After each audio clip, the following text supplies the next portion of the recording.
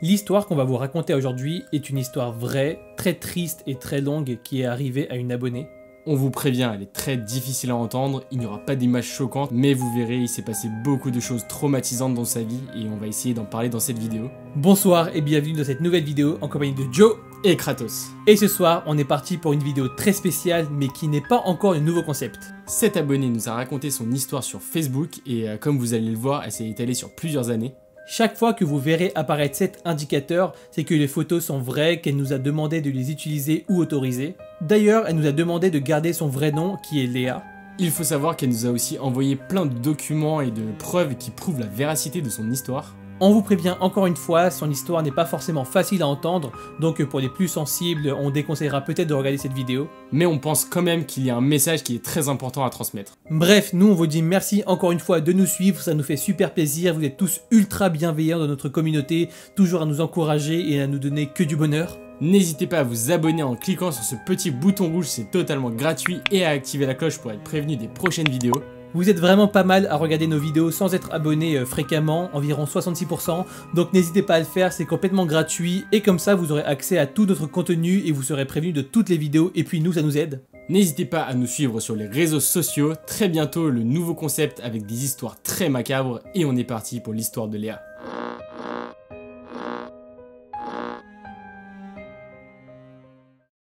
L'histoire commence en 1993, alors que Léa naît en France et elle déménage au bout de 3 semaines en Suisse. Elle commence par nous parler un petit peu de ses parents. En fait, grâce à son père, sa famille était plutôt aisée parce que lui gagnait beaucoup d'argent et sa mère était mère au foyer. Malheureusement, alors qu'elle est très jeune, ses parents vont se séparer et donc elle va vivre avec sa mère dans une vie beaucoup plus modeste. Alors les difficultés commencent, ils vivent dans un endroit vraiment exigu qui est étroit et ils doivent vraiment partager très peu d'espace.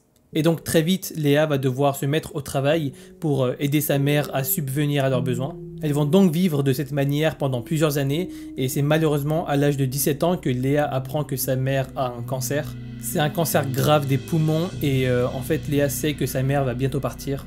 Sachant cela, Léa va faire en sorte de passer beaucoup de temps avec sa mère. Elle va faire tout ce qui est en son pouvoir pour s'occuper d'elle au maximum et au mieux. Et alors qu'elle était installée dans cette routine et que c'était quand même assez pesant, elle avait besoin de changer un petit peu d'air et c'est là qu'elle va s'inscrire sur le site de rencontre Badoo. Et malheureusement, la rencontre qu'elle va y faire ne va pas du tout arranger la situation, bien au contraire. Léa va donc faire la rencontre de Serge et ce Serge a 10 ans de plus qu'elle. Très vite, elle va commencer à ressentir de l'affection envers lui et elle va commencer à emménager chez lui au bout de 3 jours seulement. Et très vite, ce Serge va commencer à dévoiler des facettes de sa personnalité que Léa n'attendait pas du tout. D'après les mots de Léa, Serge est vraiment très possessif, c'est quasiment maladif. Elle nous explique qu'il est vraiment super jaloux, qu'il tape des crises pour un petit peu rien et qu'au début elle s'en rendait pas du tout compte, elle trouvait même plutôt ça mignon. Dans cette période de sa vie, elle avait besoin d'attention et donc elle se disait que Serge était là pour elle et que donc ce qu'il faisait c'était parfaitement normal. Mais malheureusement, ça va vite s'empirer et tourner au cauchemar. Elle va littéralement plus avoir le droit de rien faire sans lui. En fait, chacune des choses qu'elle faisait avant et qui était complètement normale pour une jeune fille, c'est-à-dire d'aller sur les réseaux sociaux, jouer en ligne, ce genre de choses, elle ne va plus du tout avoir le droit de le faire, elle va même être privée de téléphone, interdit de consulter Facebook, de jouer en ligne si lui ne joue pas avec elle. Et même pour aller voir sa mère qui était malheureusement malade, c'est Serge qui devait l'emmener la voir parce qu'elle n'avait pas le droit de sortir toute seule. Bref, elle est en train de vivre un véritable enfer auprès de Serge et un jour alors qu'elle dînait avec son père, même si c'était plutôt rare, elle va lui raconter un petit peu la situation. Alors déjà c'était bien Serge qui avait amené Léa au restaurant parce qu'elle avait toujours pas le droit de se déplacer seule même pour voir ses parents. Il lui avait également précisé que c'était lui qui viendrait la rechercher après son repas et malheureusement ce qu'elle va voir à travers la fenêtre ça va vraiment lui glacer le sang. En fait pendant le repas elle racontait à son père ce qu'il se passait avec Serge, le fait qu'il était hyper possessif, que ça ne se passait pas du tout bien. Il pouvait même être violent, bref, toutes sortes de joyeuseries, et elle va aussi commencer à lui décrire sa voiture qui était vraiment pétante, qui était reconnaissable à des kilomètres. Et tout en lui disant ça, son père va se tourner vers Léa et va lui dire en fait qu'il aperçoit cette voiture en question dans le parking du restaurant. En fait, Serge n'était pas du tout parti pour venir la rechercher après, il était resté planté là à entre guillemets la surveiller. Son père précise même qu'il reste là, fixe, à l'attendre et qu'il a une batte de fer à la main. À ce moment, Léa elle est morte de peur, elle craque complètement, elle a vraiment peur de ce qui pourrait lui arriver, donc elle va demander à son père de la couvrir, de l'aider. Malheureusement, et un détail qui est très triste et très révoltant, son père, qui était de toute façon pas très proche d'elle, va lui dire que c'était sa faute, que c'était elle qui s'était mise dans cette situation, et que par conséquent, il ne pouvait rien faire pour l'aider, à part la couvrir en allant fumer une cigarette pendant qu'elle sortait autre part. C'est donc ce qu'ils vont faire. Léa est morte de peur, elle sort par une autre sortie, et elle va en fait appeler un ami à elle qui s'appelle John. Ce John, qui habitait en fait à 5 minutes du restaurant, va venir l'aider en vitesse et va aider en fait Léa à monter dans sa voiture et partir jusque chez lui. Pour éviter au maximum que Serge ne voit ça et sachant qu'il allait vraiment péter un câble si c'était le cas, elle va se cacher en fait entre la boîte à gants et le siège avant et elle va être cachée d'un sac pour faire les courses. Malheureusement, même si Serge a mis quelques instants à se rendre compte de la supercherie, il va entendre son moteur de voiture très typique les poursuivre. Et 5 minutes plus tard, en arrivant devant chez John, il va se garer et Léa va lui dire de faire comme si de rien n'était pour pas qu'il se rende compte qu'elle était bel et bien cachée là. Donc John va bel et bien rentrer et faire semblant qu'il n'y avait personne avec lui chez lui en fait. Léa, encore cachée et sachant qu'elle était très probablement observée par Serge, va donc rester cachée dans la voiture comme si elle n'y était pas en attendant d'être sûre que Serge soit parti. Elle va attendre un petit peu et enfin elle va entendre le moteur de sa voiture démarrer, mais le sachant vraiment perfide, elle va savoir en fait qu'il faisait juste des allers-retours exprès pour voir si elle sort. Elle le connaissait que trop bien et malheureusement, à un moment, il va sortir de sa voiture, se diriger vers la voiture de John et va se mettre à exploser toutes les vitres. Heureusement pour elle, Serge ne va pas voir qu'elle était là et donc elle va recevoir des éclats de vitres partout sur elle et elle va pas pouvoir se plaindre pour pas signifier sa présence. Ça va enfin marcher, Serge va faire demi-tour et partir et Léa va aller chez John passer la nuit et en état de choc. Et comme si ça ne suffisait pas, son père va l'appeler pour lui dire que Serge, plus tard dans la soirée, était venu chez eux et avait demandé à voir Léa. Et comme le père de Léa avait refusé de les laisser rentrer, il avait foutu le feu au hall d'entrée, genre complètement taré. Alors là, inutile de vous le préciser, mais si vous vous en rendez compte derrière votre écran que Serge était complètement timbré, c'était aussi le cas de Léa. Elle décide bien évidemment de rompre tout contact avec Serge, elle va même aller jusqu'à téléphoner son travail pour demander quand était sa pause déjeuner, quand est-ce qu'il était au travail pour aller en fait chez lui, défoncer la serrure et récupérer les seuls meubles qu'elle avait chez lui. Elle avait fait ça avec des amis et juste après elle avait décidé de rentrer dans l'appartement de sa mère qui était à l'hôpital. Mais malheureusement, comme si le sort s'acharnait, le lendemain elle va apprendre que l'état de sa mère empire et qu'elle doit aller la voir. On vous prévient, cette partie est un petit peu triste, mais Léa nous l'a raconté et tenait à ce que ça soit raconté, donc on va le faire. En arrivant à l'hôpital, Léa voit sa mère alitée, vraiment très faible, et la maladie lui avait aussi pris la vue. Elle ne voyait donc plus, et Léa va tenir la main de sa mère qui va lui demander quelque chose de vraiment très triste. Sa mère lui demande si Léa serait déçue, si elle-même arrêtait de combattre la maladie. Léa est complètement brisée, elle va essayer de rassurer sa mère au maximum, et puis elle va rentrer chez elle. Elle va s'endormir la nuit, son téléphone étant en silencieux, et c'est en se réveillant qu'elle va voir qu'elle a plein d'appels manqués, et son père va enfin lui dire que sa mère est partie en paix.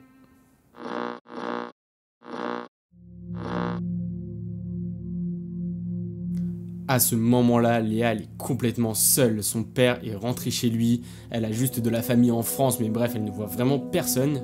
Elle va donc rentrer chez elle et rester chez elle, malheureusement Serge n'en a pas fini avec elle. Il va revenir la voir, il est cette fois avec une ancienne amie à elle, ils vont commencer à l'insulter. Plusieurs fois la nuit, il va revenir, il va toquer à sa fenêtre pendant qu'elle dort. Elle nous dit qu'elle n'arrive vraiment pas à dormir du tout. Son anxiété commence à vraiment augmenter, elle a des crises de panique très régulièrement, elle ne se sent pas du tout en sécurité. Il y a même un jour où il était à peu près 21h, elle va voir qu'il y a un genre de facteur qui est là et qui va lui donner un colis. Elle va directement trouver ça très bizarre parce qu'un facteur à 21h c'est quand même chelou. Et bien sûr c'était encore un coup de Serge, elle va voir que dans le colis il y avait un animal mort, bref c'est vraiment horrible. C'est vraiment typique le genre de taré qu'on retrouve dans les threads d'horreur et même la pire partie va arriver maintenant. Parce qu'un jour elle va inviter un ami qu'elle appréciait plutôt bien chez elle et apparemment Serge le savait. Et en sortant de chez elle, cette personne va se faire agresser et Serge va même lui casser la jambe. À ce moment-là, Léa, elle comprend qu'elle n'arrivera jamais à s'en débarrasser et que le seul moyen de le fuir, c'est de déménager. D'ailleurs, on pourrait même se demander pourquoi elle n'a pas appelé la police après tout ça. Eh bien si, il faut savoir qu'elle l'a fait. Un jour, Serge est rentré par effraction chez elle pendant qu'elle était avec une amie. Elles se sont enfermées, elles se sont cachées le plus vite possible. Léa, elle a tout de suite appelé la police et ils sont venus. Lorsqu'ils seront arrivés, Serge sera bien sûr parti et la police va en fait commencer à blâmer Léa. Ils vont lui dire que c'est pas si grave, ils vont se demander pourquoi elle n'a pas appelé l'avant, ils vont presque remettre en cause son histoire. Ils vont finalement partir sans rien faire et c'est là que Léa va avoir le déclic. Le seul moyen de se débarrasser de Serge, c'est carrément de changer de pays. Du coup, elle va déménager à Lille. Tout d'abord, elle va emménager avec un ami à elle, mais ça va pas très bien se passer. Du coup, elle va redéménager une deuxième fois chez un couple. Ce couple, elle le connaît depuis plus de 10 ans, c'était des gens avec qui elle parlait très souvent. Ce couple, Karl et Julia, habitaient dans un grand appartement et en fait, ils vivaient dedans gratuitement. La raison, c'était en fait que cet appartement appartenait au père de Julia qui était médecin. Julia va donc proposer à Léa de l'héberger gratuitement et en contrepartie, Léa va faire toutes les tâches ménagères et ce genre de trucs. Léa subvenait en fait toute seule à ses besoins, mais vu qu'elle se sentait hyper reconnaissante envers le couple, elle va faire pas mal de choses dans la maison. Elle va faire la cuisine, elle va faire quasiment tout le ménage, elle va faire la vaisselle à chaque fois. Et en fait, au fur et à mesure, elle va se rendre compte que tout ce qu'elle fait, ça va devenir une obligation. Ça va même des fois aller un petit peu plus loin, le couple va un petit peu se lâcher sur elle, ils vont la frapper des fois. Ils vont vraiment se lâcher sur elle, elle va être clairement esclave de ce couple. Mais malheureusement, après tout ce qui lui est arrivé, c'est compliqué de voir clair et de s'échapper de ce genre de situation. Encore une fois, elle vit vraiment un vrai calvaire et heureusement, elle va rencontrer des voisins qui sont assez âgés et qui pour le coup sont vraiment gentils. Ils vont se rendre compte très vite de la situation, elle va leur raconter qu'elle a un couvre-feu, qu'à partir d'une certaine heure, elle n'a plus le droit d'entrer et c'est effectivement ce qui va se passer. Du coup, cette nuit-là, elle va dormir chez ses voisins qui sont vraiment sympas pour le coup de l'accueillir. Et plus les jours avancent, plus les voisins se rendent compte vraiment de la situation. Le déclic qu'elle va avoir et qui va la faire déménager encore une fois, et on vous le prévient, très gore, c'est lorsqu'elle sera chez elle et qu'elle va voir son chat tituber et marcher bizarrement puis finalement tomber. Le chat est malheureusement mort. Sauf qu'il était quand même très jeune, donc elle va vouloir savoir pourquoi, et après analyse, on va lui dire que le chat est mort d'un traumatisme crânien. Là, elle va flipper de ouf, elle va se rendre compte et déduire tout de suite que c'est le couple qui avait certainement fait ça. Elle va en parler à ses voisins gentils et eux, ils vont voir l'urgence de la situation. Heureusement, son voisin travaille dans le conseil départemental, du coup, il va lui dire que dès le lendemain, elle aura le droit à un appartement d'urgence. Effectivement, elle va y avoir droit, mais malheureusement, ça va encore une fois mal se passer. Le couple va découvrir où elle habite et là, ils vont s'acharner sur elle, ils vont pas arrêter de la stalker jour et nuit, ils vont sonner chez elle. Léa, qui a quand même 21 ans à ce moment-là, va commencer à développer une vraie paranoïa. Elle va cacher des couteaux dans toutes les pièces, des bombes lacrymogènes un petit peu partout. Léa n'arrive même plus à mettre un pied dehors tellement elle a peur de les croiser. Elle va demander à des voisins de faire les courses pour elle parce que vraiment elle n'y arrive pas. Et elle nous dit même qu'en fait cet harcèlement a commencé lorsqu'elle a porté plainte. Cette plainte, elle nous l'a envoyée, on a vraiment des photos. Elle va vraiment vivre des jours insoutenables dans la paranoïa. Et heureusement, elle va quand même rencontrer quelqu'un avec qui elle va rester 3 ans. C'était pas forcément un gars méchant comme elle en a rencontré tellement dans sa vie, mais bon, après 3 ans, ça va se terminer. Elle va donc décider de prendre un nouveau départ et elle va déménager à Orléans.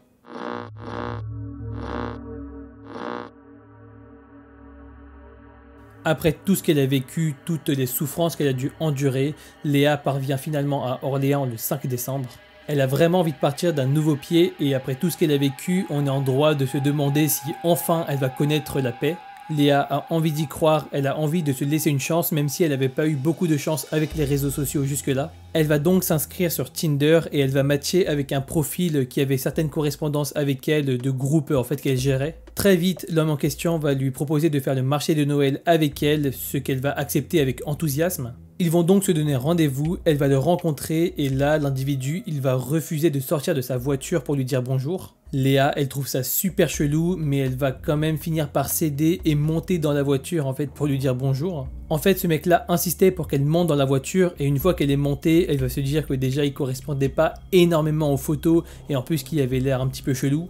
Mais malheureusement, elle va quand même lui laisser une chance et elle va quand même mettre les choses au clair avant. Elle va lui dire qu'elle sort d'une passe plutôt difficile et qu'elle n'a pas du tout la tête à faire des choses physiques. Elle va insister là-dessus, elle va lui dire qu'elle ne veut rien de physique et que déjà elle lui avait précisé par message avant qu'ils se rencontrent. Le gars en question va lui dire qu'il n'y a pas de souci, qu'il a compris et là ils vont commencer une balade en voiture. Malheureusement Léa elle va très vite se rendre compte que l'homme il ne conduit pas du tout vers le centre-ville et qu'il est même en train de s'éloigner un petit peu et elle comprend pas du tout pourquoi. Et au bout d'un moment il va commencer à s'engouffrer dans des ruelles un petit peu bizarres, des endroits que Léa de base ne connaît pas du tout parce qu'elle n'est pas d'Orléans. Et finalement, ce mec va s'arrêter dans une ruelle qui est très peu fréquentée où il n'y a personne à proximité d'un cimetière.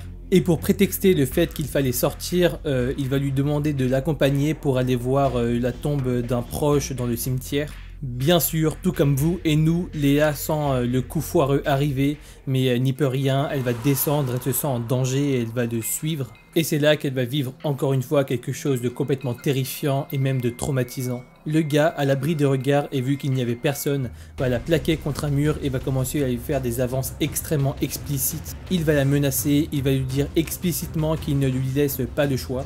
Léa est au bord du gouffre, elle sait qu'elle ne peut pas s'échapper, elle est morte de peur, et là le gars va malheureusement l'obliger à faire des choses qu'on ne peut pas dire en vidéo. Mais même pendant son agression, Léa va avoir l'esprit de garder des preuves en fait, elle va tout faire pour garder de l'ADN de l'individu. Après ça, le mec va se barrer le plus vite possible et Léa va juste rester là en plan et va rentrer chez elle. Après être rentrée chez elle tant bien que mal, elle va s'écrouler, elle va commencer à pleurer et elle va être complètement détruite. Elle va avoir vraiment énormément de mal à s'en remettre, elle va en parler à des amis, elle va aussi appeler un ex avec qui elle était restée 3 ans avant cette histoire lorsqu'elle avait 21 ans. Cet ex en question va lui dire de porter plainte parce que c'était vraiment très grave, qu'elle ne se rendait pas compte de tout ce qui s'était passé et à quel point c'était grave en fait. Et finalement, après avoir repris ses esprits et sachant qu'elle avait de l'ADN de l'individu sur sa robe, elle va décider de porter plainte et la déposition va durer 4 heures. Elle va donc fournir toutes les preuves qu'elle a et là, au bout de l'enquête, en fait, ils vont se rendre compte que le mec n'habitait pas du tout Orléans, qu'il était là que de passage. Il avait même donné à Léa un faux nom et c'était très dur de le localiser parce qu'il était très souvent en déplacement. Et les semaines qui suivirent, elle n'a pas vraiment eu beaucoup de nouvelles et d'avancement de ce côté-là. 1 an et demi après, elle va enfin avoir des nouvelles, mais malheureusement, c'est pas les bonnes nouvelles escomptées. Elle aura attendu tout ce temps pour qu'on lui dise qu'on n'a toujours pas retrouvé l'individu, que c'était très dur de le localiser et que finalement ce n'était pas si grave, qu'il y avait des choses plus graves qui arrivaient chaque jour et que donc on abandonnait un petit peu cette piste-là. Léa est donc contrainte d'abandonner l'idée de retrouver son agresseur.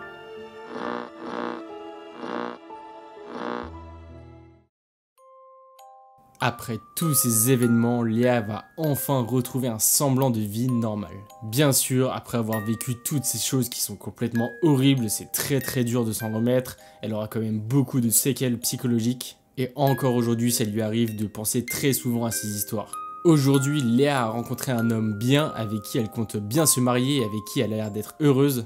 Elle a maintenant eu le temps de prendre du recul sur tout ce qui lui est arrivé, d'y penser et même d'en parler. Et si elle décide aujourd'hui de nous en parler explicitement, c'est aussi pour passer le cap, pour tourner une page. Et aujourd'hui, Léa aimerait beaucoup à travers cette vidéo nous mettre tous et surtout les jeunes en garde face à certains dangers des réseaux sociaux. Parce qu'on ne sait jamais sur qui on va tomber, on ne sait jamais si une personne qui a l'air gentille l'est vraiment. Elle nous dit qu'il faut toujours faire attention lorsqu'on parle à quelqu'un, qu'il faut faire aussi attention à des petites choses comme ne jamais monter dans la voiture d'un inconnu trop rapidement. En tout cas, à travers ce témoignage et tout ce qui lui est arrivé dans la vie, elle nous montre qu'il ne faut jamais rester silencieux et qu'il faut toujours tenter de combattre l'injustice. Bon, comme on vous l'avait dit, c'est une histoire qui n'est pas forcément facile à entendre et il faut savoir qu'il y a plein de détails qu'on a décidé de ne pas évoquer ou dire explicitement parce que c'était pas vraiment disciple en vidéo ou alors c'était un peu choquant. Dans les choses qu'on n'a pas racontées, il y a par exemple une agression qu'elle a aussi vécue quand elle avait 21 ans. Cette agression lui est arrivée quand elle était en couple, donc clairement ça montre que ça peut arriver dans toutes les sphères. Il faut notamment savoir qu'elle nous a donné beaucoup de détails tout au long de l'histoire, notamment sur Serge, mais on a décidé de ne pas raconter tout parce que ça ferait une vidéo beaucoup trop longue. En tout cas, Léa, si tu regardes cette vidéo, on te remercie de nous avoir partagé ton histoire. On espère vraiment que tout va mieux pour toi et on te souhaite tout le bonheur du monde.